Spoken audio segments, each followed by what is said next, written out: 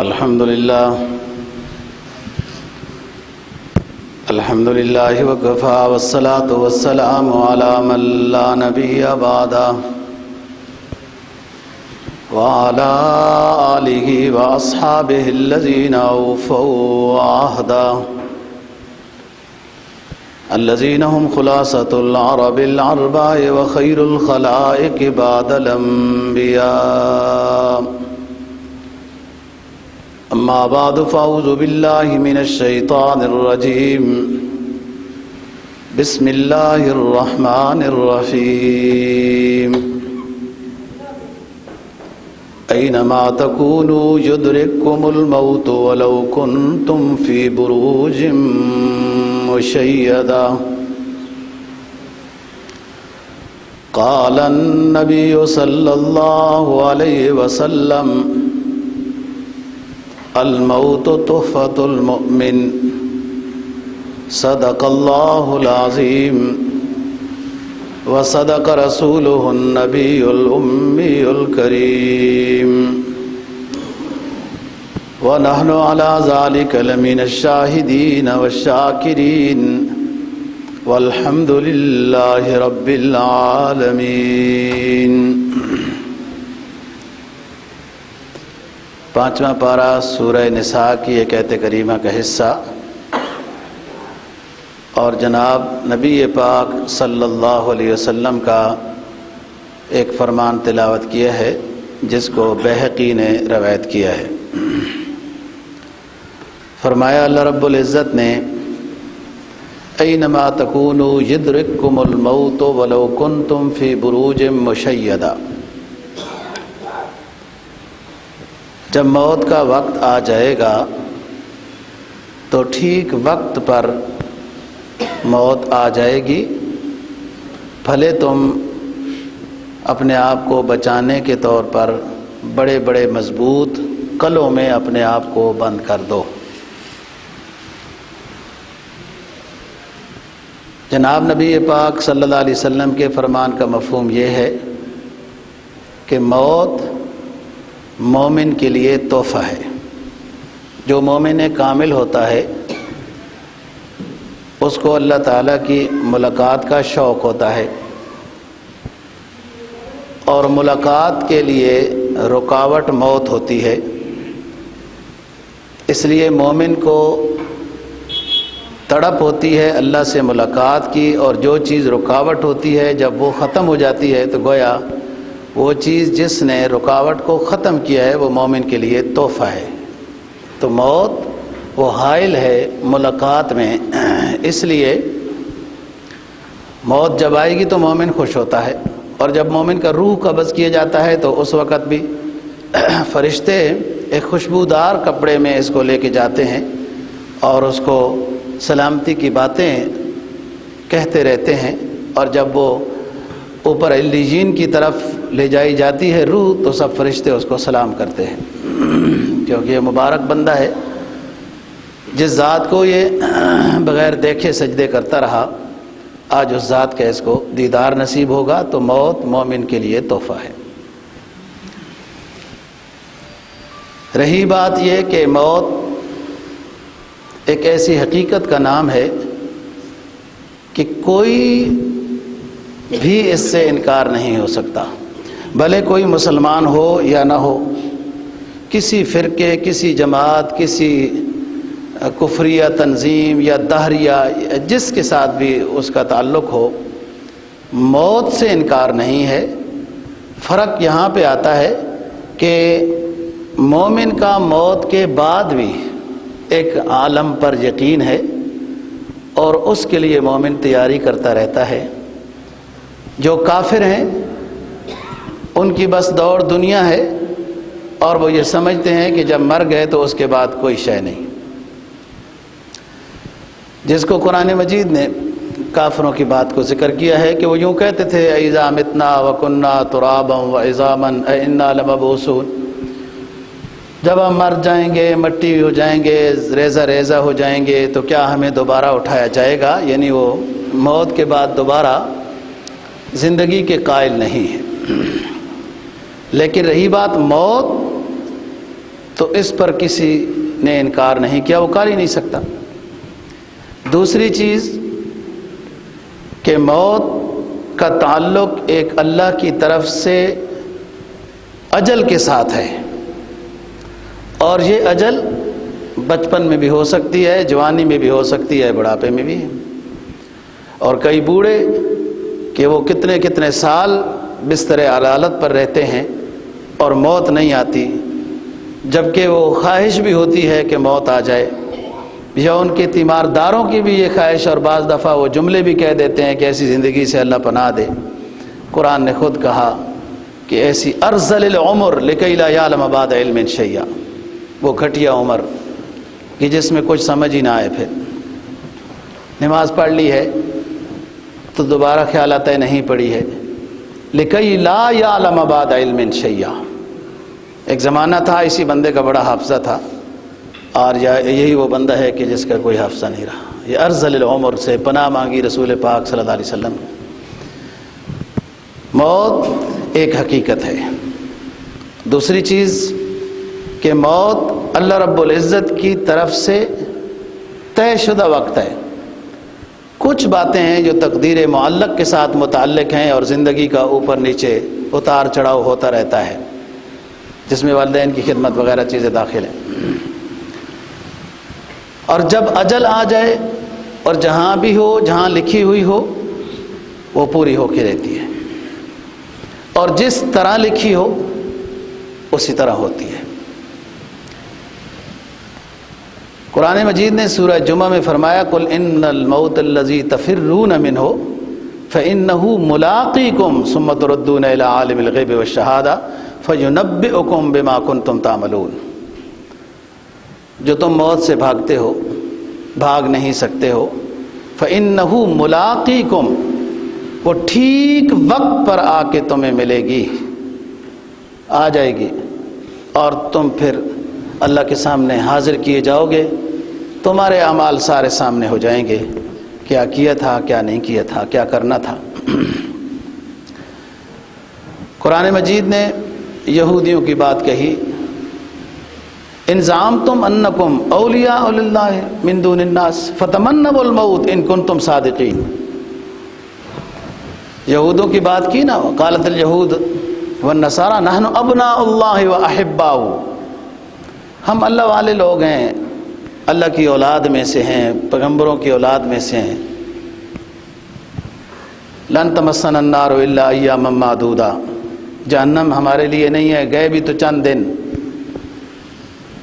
لن يدخل الجنت لن يدخل الجنت الا من کان ہودا، قرآن نے یہودیوں کے نظریہ باطل کو بیان کیا ہے کہ یہودی یہ کہتے ہیں جنت میں کوئی جائے گا ہی نہیں، جائیں گے ہی ہم۔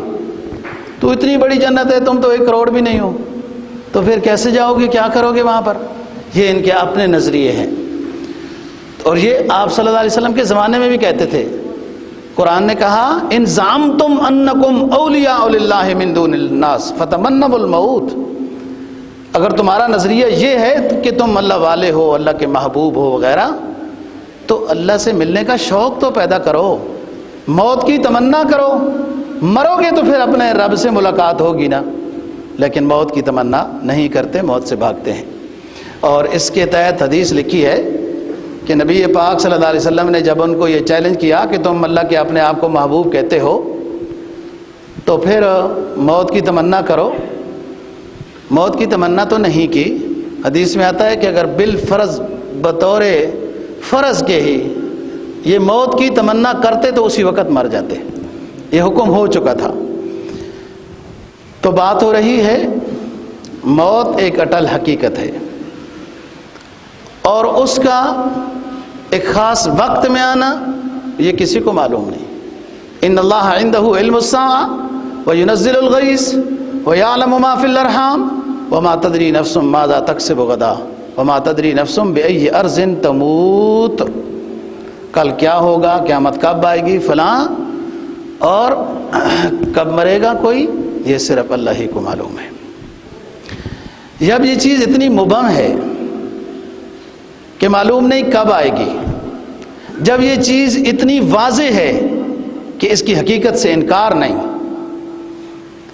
واضح اتنی ہے کہ موت کی حقیقت سے انکار نہیں، مبہم اتنی ہے کہ اگلے سانس کا پتہ نہیں، تو لہٰذا پھر ایسی چیز کی تیاری ہر وقت ہونی چاہیے۔ اور تیاری وہی ہے جو دوستو ہم نے خود کرنی ہے۔ بعد والوں پر کیا یقین ہے؟ ایک تخیل پر نظریہ رکھ لینا کہ پیچھے لوگ ہمارے لیے دعائیں کریں گے، اور ایک حقیقت سے فائدہ نہ اٹھانا، یہ بھی بیوقوفی ہے۔ اس وقت اللہ نے صحت دی، عافیت دی، سب کچھ عطا کیا، ہم آخرت کے اس عالم کے لیے سب کچھ کر سکتے ہیں، یہ ایک یقینی بات ہے۔ اور کل ہمارے لیے پیچھے کوئی دعائیں کریں گے، یہ ایک ظنی بات ہے، ایک گمان ہے، ہو سکتا ہے کوئی کرے، ہو سکتا ہے کوئی نہ کرے۔ تو اس لیے ان یقینی گھڑیوں کو کام میں لانا چاہیے، اور فکر آخرت ضروری چیز ہے۔ فرمایا نا کہ دنیا کی کسی چیز کا کوئی استمرار نہیں ہے، دنیا کی کسی چیز کا کو بقا حاصل نہیں ہے۔ پہلے دنیا کی زندگی ہے، یا دنیا خود ہے، یا دنیا کی نعمتیں ہیں، یا دنیا میں بسنے والے ہیں، یا دنیا کی عزت ہے، جو کچھ بھی ہے۔ دنیا کی نعمتیں تھوڑی ہوتی ہیں، آخرت کی نعمتیں لاتعداد ہیں۔ دنیا کی نعمتوں میں پریشانیاں بھی ہوتی ہیں، آخرت کی نعمتوں میں پریشانیاں نہیں ہیں۔ دنیا کی نعمتیں ختم بھی ہو جاتی ہیں، تب دنیا خود ختم ہو جائے گی، آخرت کی نعمتیں ختم نہیں ہوں گی۔ دنیا کی نعمتیں حاصل کرنا، محنت کرنا اور ان کا مل جانا یقینی نہیں ہے۔ آخرت کی نعمتوں کے لیے انسان جو محنت کرے گا اس کا نتیجہ، اس کا ثمرہ ملنا یقینی ہے، وہاں تو من یعمل مثقال ذرۃ کو بھی نہیں چھوڑا جائے گا۔ پانچویں چیز کہ دنیا کی سب نعمتوں کا ہونا، دنیاوی نعمتیں، مال و دولت، عزت وغیرہ کی بات کر رہا ہوں، دنیا کی نعمتوں کا ہونا یہ ضروری نہیں ہے کہ اللہ راضی بھی ہے، یہ ضروری نہیں ہے۔ مال و دولت کی دنیا تو قارون کے پاس بھی تھی، فرعون بھی بادشاہ تھا۔ آخرت میں جو نعمتیں ملیں گی وہ اسی کو ملیں گی جس کو اللہ رسول کی رضا حاصل ہے۔ یہ فرق ہے دنیا اور آخرت کی نعمتوں۔ اور حدیث میں جناب نبی پاک صلی اللہ علیہ وسلم کا فرمان ہے، الکیس من دان نفسہ وعمل لما بعد الموت۔ عقل مند شخص وہ ہے جو اپنے آپ کو جان لے، اپنی حقیقت سمجھ میں آئے، وعمل لما بعد الموت، اور مرنے کے بعد کی اس کو فکر ہے، حساب و کتاب ہوگا، سوال و جواب ہوگا، اور اس وقت کے لحاظ سے میرے پاس کیا سرمایہ ہے۔ قرآن مجید نے تیسرے پارے میں ایک شخص کی بات بیان کی کہ وہ جوانی میں کھیتی باڑی کرتا ہے، ایک باغ لگاتا ہے کہ ابھی میرا جسم مضبوط ہے، میں کام کر سکتا ہوں، جب میں بوڑھا ہو جاؤں گا یہ باغ جوان ہو جائے گا، میں کام کے قابل نہیں رہوں گا، اور یہ باغ مجھے پھل دے گا تو میری زندگی کی ضرورتیں پوری ہوتی رہیں گی۔ یہ اچھی بات ہے، یہ سوچ اچھی ہے، اس کو غلط نہیں کہا، لیکن اس سے اگلی بات سمجھانا بھی مقصود ہے کہ جس طرح اس شخص نے اپنے بڑھاپے کے لیے اپنی جوانی میں تیاری کی ہے کہ بڑھاپے میں سکون کی زندگی ہو، کسی کا محتاج نہ ہو، اور دنیا میں محتاجی ہو جائے تو بھیک مانگ لیا جائے تو کوئی دے بھی دیتا ہے، آخرت میں نیکی کی ضرورت پڑے گی اور بھیک مانگے گا کوئی نیکی بھی نہیں دے گا۔ اسی طریقے سے اس دنیا میں ایسی تیاری کرنی ہے کہ اس عالم میں جن چیزوں کی ضرورت ہے وہ ہمارے پاس اس وقت موجود ہوں، کسی کی محتاجی نہ ہو، اور وہاں محتاجی ہوئی بھی اور ادھر ادھر بھاگا بھی، یوم یفر المرء من اخیہ وامہ وابیہ وصاحبتہ وبنیہ۔ قرآن نے ان قریبی رشتوں کا ذکر کیا ہے، ان قریبی رشتوں کا ذکر کیا ہے جن کے پیچھے ہم صبح و شام ایک کر دیتے ہیں، وہ بیگم ہے، وہ بچے ہیں وغیرہ، کہ کمائی ہو جائے، اوور ٹائم لگ جائے، ڈبل دیہڑی لگ جائے، فلان ہو جائے، یہ خوش ہو جائیں، جن کو خوش کرنے کے لیے اپنی پوری زندگی کھپا دی ہے۔ آخرت میں اگر ایک نیکی ضرورت پڑ جائے تو بچے بھی نہیں دیں گے، والدین بھی نہیں دیں گے، بیوی بھی نہیں دیں گے۔ تو اپنا سرمایہ انسان کا وہ کام آتا ہے۔ جناب نبی پاک صلی اللہ علیہ وسلم کا فرمان ہے کہ جو شخص موت کی تیاری میں ہوتا ہے پھر اس کے ساتھ اللہ کی مدد بھی شامل حال ہوتی رہتی ہے، اس کا دل کھلتا رہتا ہے۔ یہ ایک قدرت کا اصول ہے کہ آپ جس نیکی کی طرف چلیں، اور صوفیاء نے تو یہ لکھا ہے کہ وہی قسم نیکی کی اگر دوبارہ اس کی توفیق مل جائے تو پہلی اس نیکی کی قبولیت کی دلیل ہے۔ وہی نیکی دوبارہ ہو رہی، وہی نیکی دوبارہ ہو رہی، تو یہ سمجھتا جائے کہ دوبارہ دروازے پہ اس رب نے تب ہی بلایا ہے کہ پہلی حاضری قبول ہو گئی تو دوبارہ بلایا جا رہا ہے۔ انسان کا راستہ کھل جاتا ہے، سینہ کھل جاتا ہے، توفیق ہو جاتی ہے، ہمت ہو جاتی ہے۔ اسے کہو بازاروں کا چکر لگائیں تو وہ کہے گا میرے اندر ہمت نہیں ہے، اور وضو بنا کے کھڑا ہو جائے گا یا ذکر اذکار میں لگ جائے گا تو ہمت ہے کہ وہ ہمت ادھر سے عطا کی جا رہی ہے، عطا کی جا رہی ہے۔ موت ایک حقیقت ہے اور اس کا ایک وقت مقرر ہے۔ حقیقت ایسی ہے کہ جس کا انکار نہیں، اور موت مبہم ایسی ہے کہ پتہ نہیں ہے، لہٰذا اس کی تیاری ایسی ہونی چاہیے کہ ہر وقت انسان تیار ہو کہ کسی وقت بھی میرا پیغام آ سکتا ہے، اور وہ ایسا ہے جو پیغام لے کر آتا ہے وہ نظر بھی نہیں آتا، اور جب لے کر چلا جاتا ہے تو نہ اپنی روح نظر آتی ہے نہ وہ نظر آتا ہے۔ چلو نظر آ جائے تو بندہ کوئی منت محتاجی وغیرہ کر لے، لیکن ایسی بھی بات نہیں ہے، اور لے کر بھی چلا جاتا ہے، روح تو خود نظر نہیں آتی۔ ڈاکٹروں کے ہاتھوں میں مریض فوت ہو جاتا ہے، اسے نہیں نظر آتا کہ اس میں سے کیا نکل گیا، کہ یہ موت ہو گئی اس کے اوپر۔ قل الروح من امر ربی، بس یسألونک عن الروح قل الروح من امر ربی، یہ امر ربی ہے بس۔ وہ جو متوجہ ہوا تو یہ مٹی کا بنا ہوا بت انسان بن گیا، جب امر ربی اس سے نکل گیا تو اس کو پھر انسان بھی کوئی نہیں کہتا، میت کہتے ہیں۔ تو بات یہ ہے دوستو، موت کی تیاری ضروری، اور ساتھ یہ کہ اپنی زندگی سے سبق لینا ضروری ہے۔ اس میں مختلف چیزیں ہیں جو انسان کو متوجہ الی اللہ کرتی ہیں، لیکن یہ نابینا کہ اسے اپنے متوجہ کرنے والے سمجھ ہی نہیں آتے۔ قرآن کہتا ہے نا لا تعمل ابصار، لا تعمل ابصار ولکن تعمل قلوب التی فی الصدور۔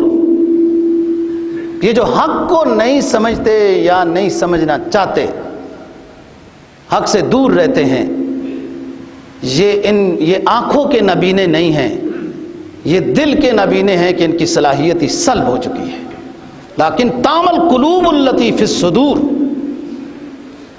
انسان کی زندگی کا ہر دن اس کو سبق دیتا ہے۔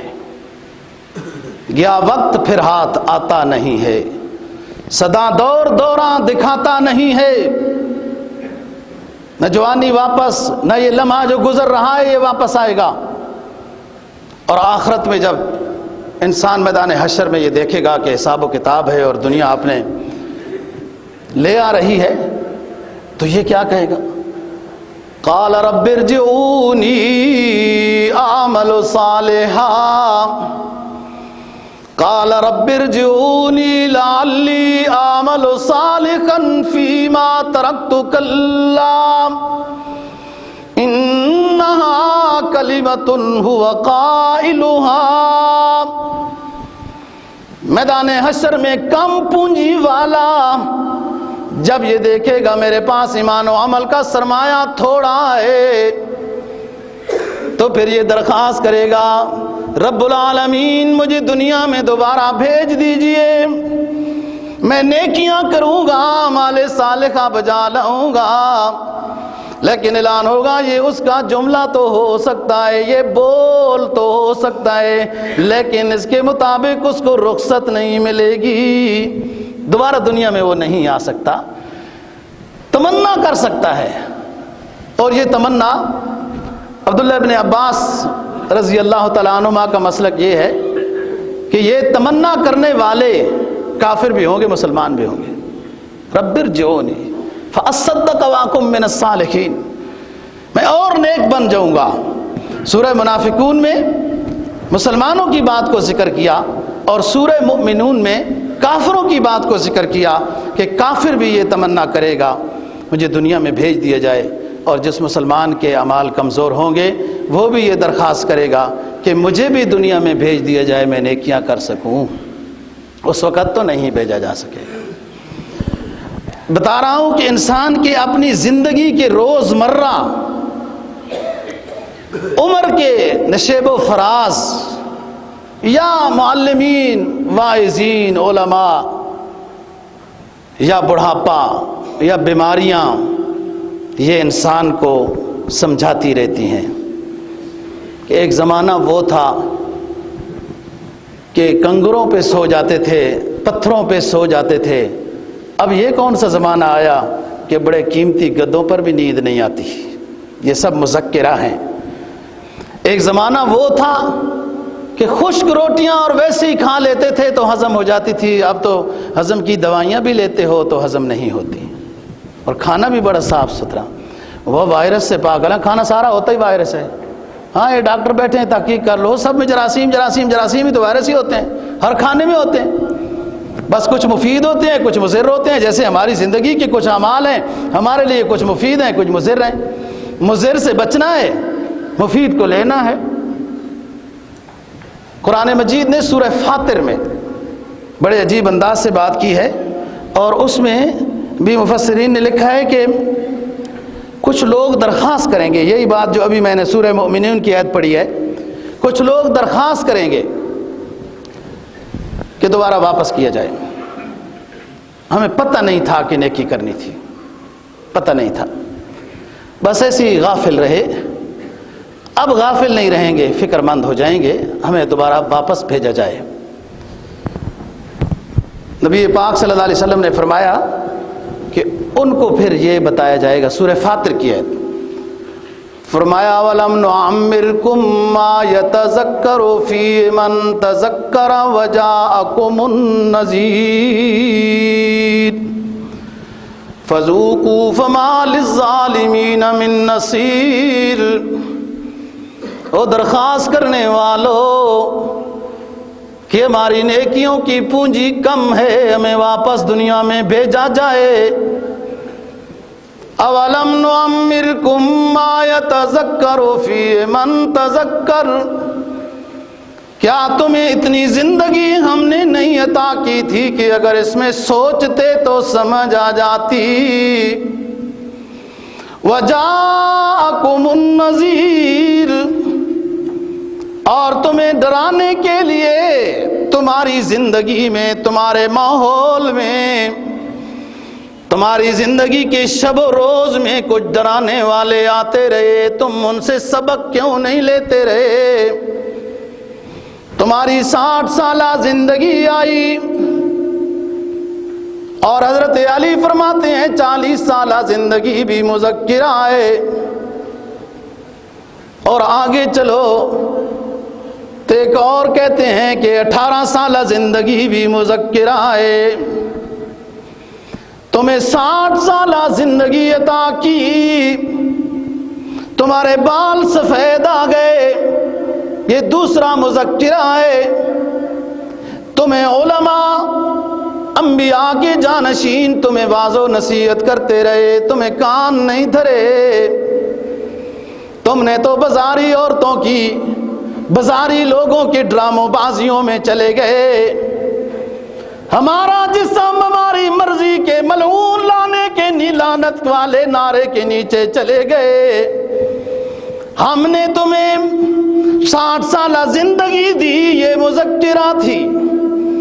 تمہارے داڑھی اور سر کے بال سفید ہو گئے، یہ مذکرہ تھی۔ علماء آئے، صلحاء آئے، اولیاء آئے، واعظین آئے، تمہیں نصیحت کرتے رہے، یہ مذکرہ تھے۔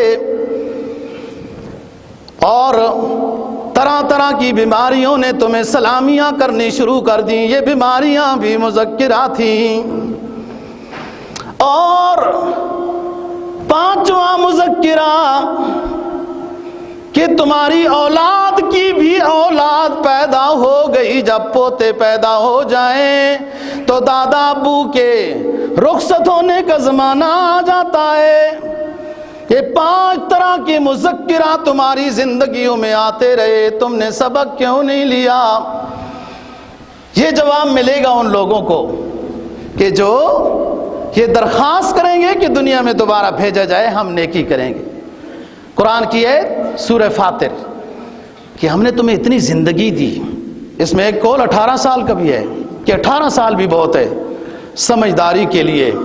اور قرآن نے صحیح کہا، قرآن نے تو صحیح کہا، راجہ داہر کا تو سارا سسٹم ہی 17 سالہ والے محمد بن قاسم مجاہد نے ختم کر دیا تھا، وہ ایک۔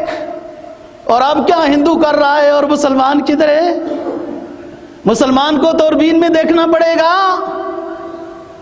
کہ ایک غیرت کی داستان سن کر کہ مسلمان لڑکیوں کے ساتھ راجہ داہر غلط نظریہ رکھتا تھا، نہ مانے کوئی تو جیل کر دیتا تھا، اور اس بچی نے اس پاک خون، بعض خون ہوتے بھی پاک ہیں، کیسے نسب سے اس کا خون پاک تھا، اپنی انگلی کو زخمی کر کے جی تو کپڑے پہ خط لکھا، حجاج بن یوسف، عبد الملک بن مروان کی حکومت تھی، یہ گورنر تھا، اور 17 سالہ نوجوان۔ اب تو والدین کہتے ہیں بچے ہیں، ان کی جو کوئی بات نہیں، نیند پوری نہیں ہوئی۔ 17 سالہ نوجوان نے مسلمانوں کی اس غیرت مندانہ تاریخ کو رقم کیا کہ آج کتنے 100 سال ہو گئے، آج ممبر پہ بیٹھ کے مولوی بھی اب اس کا نام لے کے ایمان کو تازگی محسوس کرتا ہے، سننے والے بھی تازگی محسوس کرتے ہیں۔ اب کدھر گئے؟ مسلمان نظر نہیں آتے۔ ہر روز ظلم و ستم مسلمانوں پر، ہر روز ظلم و ستم مسلمانوں پر ہو رہا ہے، اور ظلم و ستم کرنے والوں کو پتہ ہے کہ ان کا کوئی وارث ہی نہیں ہے، ان کا کوئی پوچھنے والا بھی نہیں ہے۔ عالمی دنیا جاگ جائے جناب، ظلم ہو رہا ہے۔ عالمی دنیا تو خوش ہے تمہیں مارنے کے لیے، عالمی دنیا کیا ہوتا ہے، جاگنا تم نے خود ہے۔ اس ظلم و ستم سے مظلوم مسلمانوں کو بچانا ہر مسلمان کی ذمہ داری اور اس پر فرض ہے۔ تو بات یہ ہے دوستو، با حضرات نے تو 18 سالہ زندگی لکھی ہے کہ یہی کافی ہوتی ہے، اور کافی ہے نا، جنہوں نے کام کرنے تھے کر گئے، اور جن کے مقدر میں کچھ نہیں تھا وہ 60 70 100 سال بھی لے لی زندگی، تو کیا کیا انہوں نے؟ اور پوتے پیدا ہو جائیں، سفید بال آ جائیں، بیماریاں آ جائیں، یہ سب مذکرہ ہیں۔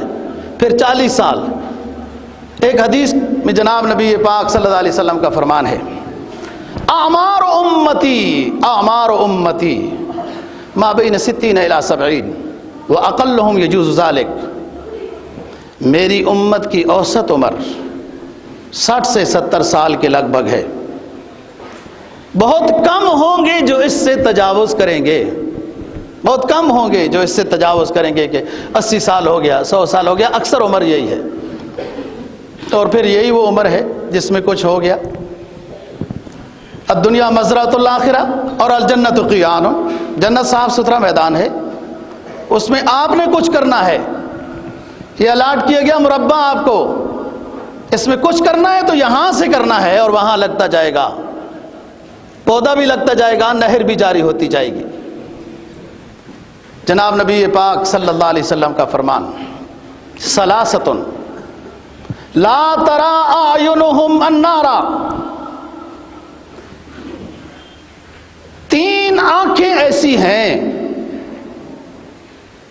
جو صرف جنتی دیکھیں گی، جہنم ان کو دکھائی نہیں جائے گی۔ لا ترى اعینہم النار، 3 آنکھیں ایسی ہیں، اتنی اونچی ہیں وہ، اللہ ایسے بندے کو جہنم دکھائے گا ہی نہیں۔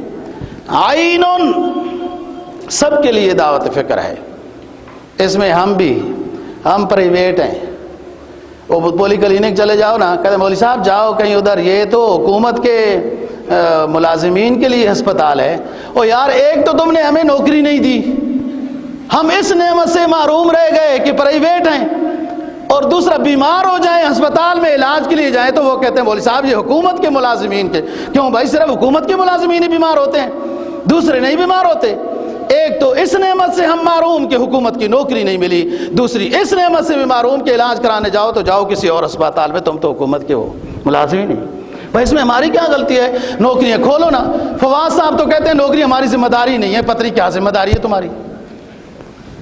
تو اب کیا کرے انسان؟ کدھر جائے؟ لا ترى اعینہم النارا. میں جو بات کہہ رہا ہوں یہ ہم سب کے لیے ہے، بھلے ہم حکومت کے ملازم ہیں یا نہیں ہیں. اور آخرت میں جب ہماری ذمہ داری کا سوال ہوگا نا جی، اس سے یہ نہیں ہوگا کہ اللہ پاک ہم تو حکومت کے ملازم ہی نہیں تھے. جو حکومت کے ملازم تھے ان سے زیادہ وہ الگ بات ہے، ان سے زیادہ پوچھ ہوگی، لیکن پوچھ ہم سے بھی ہوگی. جیسے ایک عالم ہے اور گناہ کرے، پوچھ اس سے بھی ہوگی، اور ایک غیر عالم ہے اور اس نے گناہ کیا، پوچھ اس سے بھی ہوگی.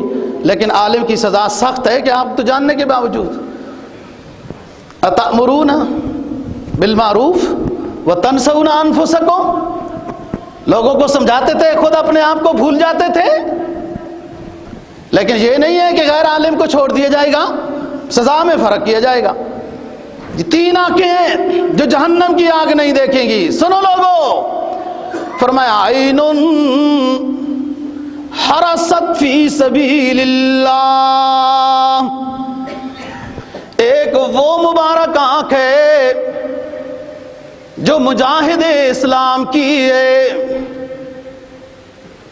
اسلامی سرحد پر جو مجاہد اسلام پہرا دیتا رہا اور آنکھ سوئی نہیں ہے. یہ آنکھ بھی اللہ کو بہت پسند ہے. وَعَيْنٌ بَكَتْ مِنْ خَشْيَةِ اللَّهِ، اور دوسری آنکھ اللہ رب العزت کو وہ پسند ہے کہ جو اللہ کی خشیت میں تنہائی میں روتی رہی، اپنے گناہوں کو یاد کر کے یہ مسلم اپنی ندامت کے آنسو بہاتا رہا. یہ اللہ کو آنکھ بہت پسند ہے. او نوجوانوں، اپنی نوجوانیوں کو کنٹرول میں رکھو. جہاں اللہ نے اذن دیا ہے وہاں جاؤ، جہاں منع کیا ہے وہاں رک جاؤ. تمہارے ملکوں میں بھی ایسے نعرے لگانے والے والیاں آ چکی ہیں، وہ دعوت النار دے رہی ہیں، دعوت جہنم کی طرف جانے کی دعوت دے رہی ہیں. بچو ان سے. اور تیسری آنکھ والے بن جاؤ. پہلی آنکھ عین حرست من فی سبیل اللہ، وعین بکت من خشیت اللہ، اور تیسری آنکھ والا وہ نوجوان ہے، فرمایا عین غزت من محارم اللہ. تیسری اس نوجوان کی، اس انسان کی آنکھ ہے، اس ایمان والے کی آنکھ ہے جس نے کبھی غیر محرم کو نہیں دیکھا. یہ آنکھ بن جاؤ، پھر اللہ کا قرب ملے گا. دنیا نعرے لگاتی رہے گی، رسوا ہوتی رہے گی، رسوا تو پہلے سی ہوتی ہے. دوستو، اسلام کے احکام جمہوریت کے محتاج نہیں ہیں. 99 لوگ بھی کہتے رہیں کہ بے حیائی جائز ہونی چاہیے، ایک بندہ کہتا رہے اور ایک بھی نہ کہے بھلے، تب بھی اسلام کا قانون اٹل ہے کہ بے حیائی جائز نہیں ہے، فحاشی جائز نہیں ہے، عریانی جائز نہیں ہے، بے پردگی جائز نہیں ہے. اسلام لوگوں کے ووٹوں کا محتاج نہیں، لیکن لوگوں نے ووٹ بھی کرا لیے. پھر بھی سمجھ آ گئی کہ دنیا کس کے حق میں ہے. ہم مسلمان ہیں، ہم اسلامی ہدایات کے مطابق جینا اور رہنا پسند کرتے ہیں، اور ہم سے اگر غلطی ہو جائے تو شرمندہ ہوتے ہیں، اپنے رب سے معافی مانگتے ہیں. لیکن یہ نہیں کہ اپنی زندگیوں میں اعلانیہ گناہ کروانے والوں کے ساتھ کھڑے ہو جائیں. یہ بغاوت ہے، اور بغاوت کے نتیجے میں پھر اللہ کے عذاب آتے ہیں. دوستو، ایک شخص ہے، وہ ذاتی لحاظ سے گنہگار ہے کہ کبھی اس سے غلطی ہو جاتی ہے، کبھی نماز میں سستی ہو جاتی ہے، کبھی قضا ہو جاتی ہے. اس طرح کے وہ سب کے ذاتی گناہ ہیں. اس کی ذاتی نیکیوں سے یہ ذاتی گناہ معاف ہو جاتے ہیں۔ یہی وہ حج عمرہ ہے، یہی وہ وضو ہے، یہ وہ صدقہ ہے جو آپ کے گناہوں کو معاف کرتا ہے۔ لیکن ایک وہ گناہ ہے جو اللہ کے قانون کو چیلنج کرتے ہیں، بغاوت کرتے ہیں، جو وہ معاف نہیں ہوتے، وہ معاف نہیں ہوتے۔ پھر اللہ کے عذاب کی شکل مختلف انداز میں آتی ہے، کبھی یہ کرونا وائرس تو کبھی اور وائرس، کبھی اس طرح کا ماحول جو اسلام جس کی نفی کرتا ہے۔ یہ بغاوت والے گناہ ہیں جو اعلانیہ گناہ ہوتے ہیں۔ ایک بندے کا اپنا ذاتی گناہ ہے، وہ بھی گناہ ہے، وہ ایک الگ سسٹم ہے، اللہ کا بھی ایک نظام ہے، اس کی بھی ایک عدالت ہے۔ ایک گناہ ہے کہ خود بھی کرنا ہے اور لوگوں کو بھی دعوت دینی ہے، یہ بغاوت ہے۔ اور کوئی دنیا کی حکومت بھی اپنے قانون کے خلاف بغاوت نہیں کرنے دیتی۔ تم اللہ نے الیاذ باللہ اللہ کو اتنا کمزور سمجھا ہوا ہے کہ وہ اپنے قانون کے خلاف بغاوت کرنے والوں کو چھوڑ دے گا۔ یہ جو مختلف پریشانیاں اور مصیبتیں آتی ہیں جو عالمی شکل میں آتی ہیں، عالمی شکل میں نا، وہ اس لیے آتی ہیں کہ بغاوت کے اعلان زیادہ ہو جاتے، گناہ زیادہ ہو جاتے۔ اور قرآن تو کہتا ہے کوئی موت سے بھاگ کے دیکھے، نہیں بھاگ سکیں گے۔ یہ ایک الگ بات ہے کہ احتیاطی تدبیر کا اسلام مخالف نہیں ہے، لیکن اسلام ساتھ یہ بھی درس دیتا ہے کہ موت ہمارے امر سے آئے گی، موت ہمارے امر سے آئے گی۔ یہ نہ سمجھو کہ فلاں وارث سے اور فلانے سے، وہ اسی طرح لکھا تھا جو اس طرح ہو جاتی تھی، اس کی موت اسی طرح لکھی تھی۔ لیکن رہی بات احتیاطی تدبیر، اسلام تو جلے ہوئے کھانے کا مخالف ہے، روٹی سڑ جائے اس کا مخالف ہے، ٹوٹے ہوئے برتن میں کھانے سے مخالف ہے۔ اسلام تو جس میں ذرا سی بو آ جائے نا جی، اس کھانے کا مخالف ہے۔ تو یہ جو گدڑ اور پتہ نہیں بلیاں اور پتہ نہیں کیا سے کیا چیزیں کھا رہے، وہ تو ہیں ہی آرام لے نہیں، اس کا تو مخالف ہے یہ اسلام۔ اور یہ احتیاطی تدابیر ہی ہیں نا، یہ احتیاطی تدابیر ہی ہیں جو اسلام مضر کھانے سے منع کرتا ہے۔ تمہارے لیے یہ کھانے حرام ہیں، یہ مشکوک ہیں، یہ مکروہ ہیں۔ یہ کیا مطلب ہے کہ تمہاری صحت کے لیے، تمہاری روحانیت کے لیے، تمہارے تقوی اور پرہیزگاری کے لیے یہ کھانے مضر ہیں، ان سے بچو۔ ورنہ وہ کھانے کوئی وہ اللہ کو چاہیے، وہ دنیا میں کسی اور کوئی چیز بے مقصد نہیں، کسی اور مقصد کے لیے وہ جانور پیدا کیے گئے ہیں، وہ اپنے مقصد میں کام کر رہے ہیں، کوئی آزمائش بھی ہیں ہمارے لیے۔ تو جناب نبی پاک صلی اللہ علیہ وسلم کا فرمان بھی اس میں موجود ہے کہ جو جس علاقے میں ہو اور وبائی مرض آ جائے وہ اس سے باہر نہ جائے، اور جو باہر ہے وہ اس کے اندر نہ جائے، لیکن مسبب حقیقی موت کا وہ اللہ کا امر ہے۔ یہ احتیاطی تدبیر ہے۔ حضرت عمر فاروق رضی اللہ تعالیٰ عنہ شام جا رہے ہیں، اور شام میں اس وقت گورنر ابو عبیدہ بن جراح ہے۔ جب قریب پہنچے تو پتہ چلا کہ وہاں ایک وبائی مرض آ چکی ہے۔ حضرت عمر فاروق رضی اللہ عنہ نے اپنے قافلے والوں کو جمع کیا، بٹھایا، رک جاؤ، کہا اس مسئلے میں کوئی حدیث کوئی بتا سکتا ہے؟ عبد الرحمن بن عوف رضی اللہ تعالیٰ عنہ نے بتایا کہ حضور امیر المؤمنین نبی پاک صلی اللہ علیہ وسلم کا فرمان موجود ہے کہ جس علاقے میں کوئی وبائی مرض آ جائے وہاں سے کوئی باہر نہ جائے، اور باہر والا اس علاقے میں کوئی اندر نہ جائے۔ یہ احتیاطی تدبیر ہے۔ جناب نبی پاک صلی اللہ علیہ وسلم کے پاس بنو ثقیف کے لوگ بیعت کے لیے آئے، مسلمان ہونے کے لیے آئے، اور آپ نے فرمایا کہ بیعت ہو گئی ہے، لیکن یہ جو نوجوان ہے اس کو جذام کی کوڑ کی مرض ہے۔ اس نوجوان کو کہا کہ آپ کی بیعت ہو گئی ہے، آپ جلدی سے گھر چلے جاؤ اور اپنا احتیاط رکھو اور یوں رہو۔ یہ بیعت ہو گئی، قبیلہ بنو ثقیف ثقفی، جس کا بھی نام لیا محمد بن قاسم ثقفی، اور کہاں آپ چلے جاؤ، یہ احتیاطی تدبیر ہی تھی۔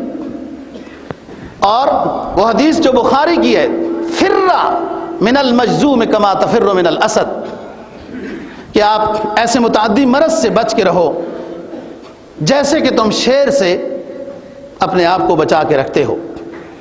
لیکن یہ بات کہ پھر بھی موت آ جائے جبکہ احتیاطی تدبیر کی گئی، وہ امر ہے، وہ اپنے ٹائم پر آتا ہے، اور کوئی بچ گیا۔ دیکھو وہی بڑے بڑے صلحاء اولیاء جن کی ملاقات کے لیے لوگ ہفتہ ہفتہ بیٹھتے تھے کہ سلام ہو جائے، مصافحہ ہو جائے، اتنے بڑے ولی بھی دنیا چھوڑ گئے نا جی، اجل کا مقابلہ نہیں کر سکے۔ انبیاء علیہ السلام بھی آئے، فرمایا اذ المنیۃ انشبت اظفارہا القیت کل تمیمۃ لا تنفع، جب موت اپنے پنجے گھاڑ لیتی ہے، بادشاہوں کے ایوانوں میں بھی پہنچتی ہے، فقیر کے جھونپڑے میں بھی پہنچتی ہے، بستر علالت پہ ایڑیاں رگڑنے والے کے پاس بھی پہنچتی ہے، اور کبھی کبھی جہاد کرنے والے مجاہد کے پاس بھی پہنچ جاتی ہے۔ حضرت خالد بن ولید رضی اللہ تعالیٰ عنہ فرمایا کرتے تھے، او مسلمانوں سمجھو میری زندگی سے سبق لو۔ خالد نے نصف صدی کے قریب اپنی زندگی کو جہاد میں، لڑائیوں میں، جنگوں میں مصروف رکھا ہے۔ خالد کے جسم کا ایک بالش حصہ بھی ایسا نہیں ہے جس میں تیر نہ لگا ہو، خنجر نہ لگا ہو، تلوار نہ لگی ہو، لیکن آج شام میں خالد، جس کو اللہ کے رسول نے سیف اللہ کا لقب دے رکھا تھا، آج خالد جس نے نصف صدی جہادوں میں ٹائم گزارا، زخموں سے پورا جسم چھنی کرایا، لیکن موت کا اجل قبول کر رہا ہے، شام میں اپنے گھر میں بستر علالت پہ ایڑیاں رگڑتا ہوا اللہ کے سامنے جان دے رہا ہے۔ جہاد والے پر بھی موت آ جائے گی، اور جب موت پنجہ گھاڑ لیتی ہے تو پھر کسی قسم کا کوئی دم درود، کوئی تعویذ فائدہ مند ثابت نہیں ہوتا۔ اذ المنیۃ انشبت اظفارہا القیت کل تمیمۃ لا تنفع۔ تو بات یہ ہے دوستو، خلاصہ کلام یہ ہے، ہم مسلمان ہیں، ہمارے ذمہ قرآن حدیث اور اسلاف کی تاریخ ہے، اس کے مطابق ہم نے اپنے ایمان اور زندگی گزارنی ہے۔ ان نیک لوگوں میں اپنے آپ کو شامل کرنے کی کوشش کرنی ہے، جہاں غلطی ہو جائے توبہ کرنی ہے، اور ہر وقت موت کی تیاری کرنی ہے۔ یہ وائرس وغیرہ وغیرہ سب اللہ کی ناراضگی کے دلیل ہیں، اور اللہ راضی کیسے ہوتا ہے؟ جب انسان نیک بن جاتا ہے، اور انسان جب نیک بندہ بن جاتا ہے تو اللہ تعالیٰ اس کو یہ نہیں کہتا یہ پرانے زمانے کا گنہگار تھا آج کل ہمارے پاس آئے ہوئے، نہیں، یہ کہتا ہے یہ میرا محبوب بندہ ہے جو اب میرے پاس بیٹھا ہے۔ پرانی تاریخ اللہ دہراتا بھی نہیں ہے۔ التائب من الذنب کمن لا ذنب له، لا نفی جنس ہے، گناہوں سے جب توبہ کر لی ہم نے لکھ دیا کوئی گناہ اس کا ہے ہی نہیں، یہ سب کچھ آتا ہے اللہ کی طرف سے، اور ہم نے رجوع اللہ کرنا ہے، توبہ، استغفار، اور انشاءاللہ تعالی یہ سب وائرس، یہ ہندو وائرس، یہ داہریہ وائرس، کوئی ہندو وائرس، کوئی کیا وائرس، ہر طرح کے وائرس ہیں، کوئی ہمارے اسلامی تعلیمات پر حملہ کر رہے ہیں، کوئی ہماری جانوں پر حملہ کر رہے ہیں۔ ان تمام طرح کے فتن اور وائرس سے بچنے کے لیے ہمارے پاس ماوا و ملجا اللہ اور رسول کی ذات ہے۔ اللہ دین کی سمجھ نصیب فرمائے۔